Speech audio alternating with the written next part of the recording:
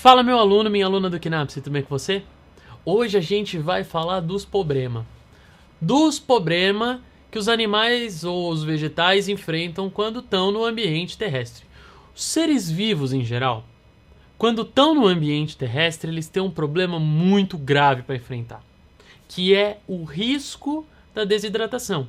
Sempre que você sai do ambiente aquático, considerando que a nossa vida é baseada em água, você precisa criar formas de preservar essa água dentro do corpo para evitar que você desidrate e acabe morrendo por falta dessa água no meio interno.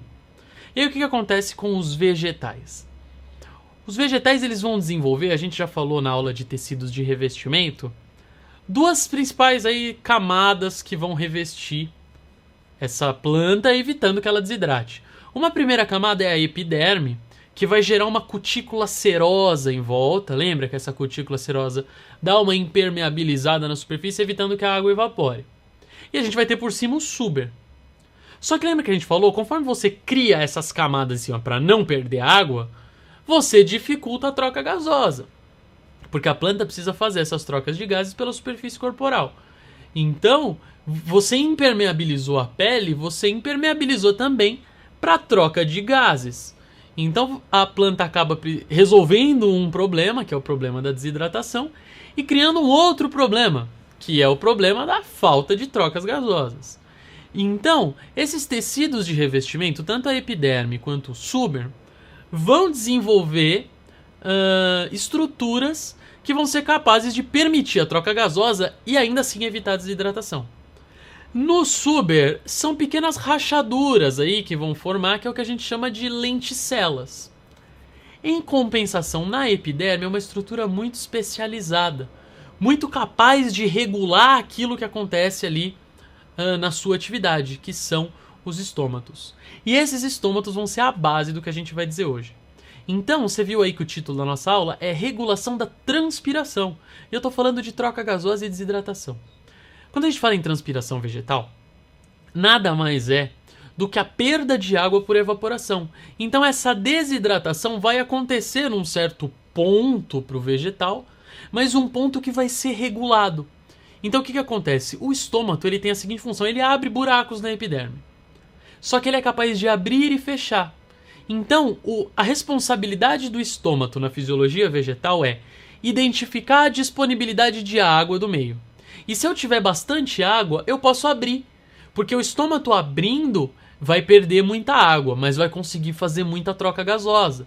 Então se eu tenho água em abundância, o estômato abre, perde água, ok, vamos perder água, mas tem água aí e vamos trocar gases.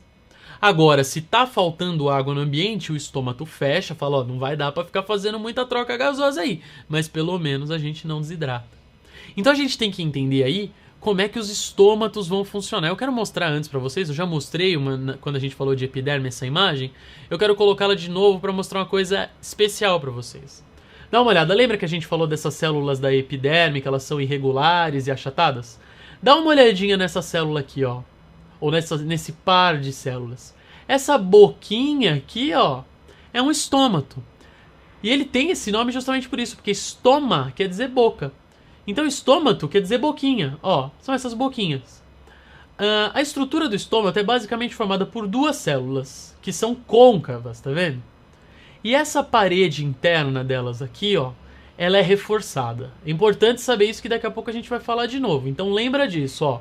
A face interna dos estômatos, que estão voltadas para esse buraco, que é o que a gente chama de fenda estomática, essas faces internas aqui, ó, elas são reforçadas. Isso vai ser muito importante na fisiologia do estômato. E aí, quanto mais aberta está essa fenda estomática, mais água a planta perde, mas mais troca gasosa ela vai fazer. Tá bom? Então, essa regulação da transpiração feita pelo estômato, da transpiração e das trocas gasosas que o estômato vai fazer pra gente, ela vai acontecer basicamente por dois mecanismos. A abertura e fechamento dos estômatos vai funcionar basicamente por dois mecanismos que vão ser dependentes das condições do ambiente. Ou seja, a umidade e a luminosidade vão controlar esse estômato, tá?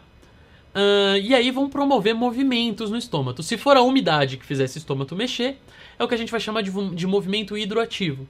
E se for a luminosidade que fizer o nosso estômago mexer, é o que a gente vai chamar de movimento fotoativo. E a gente vai estudar cada um deles, tá bom? Então o que acontece com o movimento hidroativo? Então a gente tem aquelas duas células guardas que estão lá. Elas estão juntinhas assim. Ou assim, vamos fazer assim, ó. Elas estão assim. Com a face interna mais reforçada, certo? Vamos supor que a gente está num ambiente em que tenha muita água. Se tem muita água, essa planta vai absorver muita água e as células vão ficar túrgidas, elas vão ficar cheias de água. Logo, essas células guarda aqui, ó, que estão ali em volta do estômago, elas vão ficar gordinhas. E conforme elas engordarem, como essa parede central é reforçada, elas vão fazer assim, ó. E vão abrir a fenda estomática.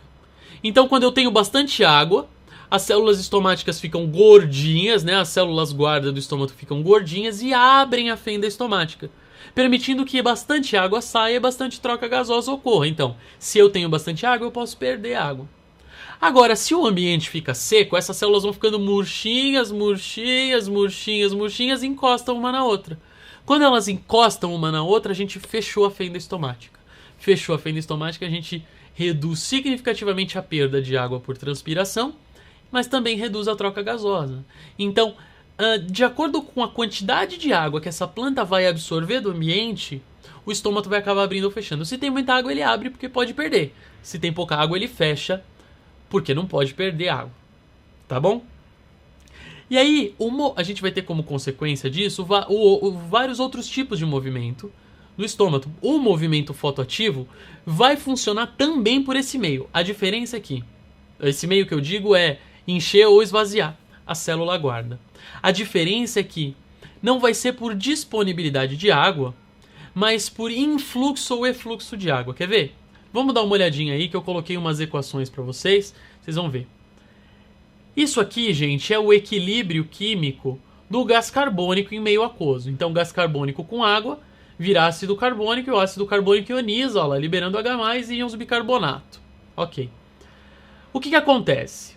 Quando tem muita luz, essa planta vai fazer muita fotossíntese. As células guardas são clorofiladas. Então essa célula guarda vai fazer muita fotossíntese. E o que vai acontecer com esse gás carbônico?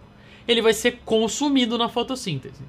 Se eu diminuo a quantidade de gás carbônico, eu desloco esse equilíbrio para lá, ó. Desloco o equilíbrio para a esquerda. Diminuo a quantidade de bicarbonato, ou de ácido carbônico.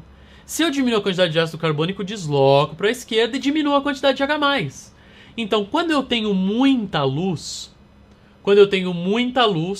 o meio fica menos ácido, fica mais alcalino. E esse meio alcalino ativa uma enzima. Esse meio alcalino dentro da célula guarda ativa uma enzima chamada de fosforilase. E essa enzima converte amido em glicose.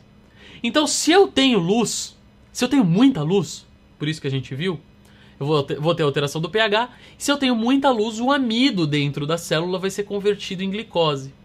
Quando convertemos o amido em glicose, a parte interna da célula guarda fica osmoticamente mais forte. Ela fica mais concentrada. O que vai acontecer então com a água? A água vai entrar na célula guarda por osmose e a célula guarda, tchuf. Então, se eu tenho muita luz, o estômago abre. O estômago abre por quê quando eu tenho muita luz? Pensa assim. A planta olha e fala, puxa, eu tenho muita luz, posso fazer muita fotossíntese. Mas para fazer muita fotossíntese eu preciso de gases. Eu preciso trocar gases, eu preciso abrir os meus estômatos. Mas isso só vai acontecer se tiver água para entrar na célula. Então, se eu tiver um ambiente seco, muito iluminado, o estômago fica fechado, porque não tem água, ele fica murcho. Tá bom? Um outro mecanismo associado com essa luz fazendo o estômago abrir, que hoje é considerado como tendo mais importância até do que essa conversão em amido em glicose, é que quando eu ilumino o estômago, eu promovo a ativação de várias bombas de íon potássio na membrana das células guarda, que jogam potássio para dentro da célula. E aí a mesma coisa, eu joguei potássio para dentro da célula, ela fica osmoticamente mais poderosa. A água entra nessa célula guarda, o estômago fica gordinho e abre, aumentando a transpiração, aumentando as trocas gasosas.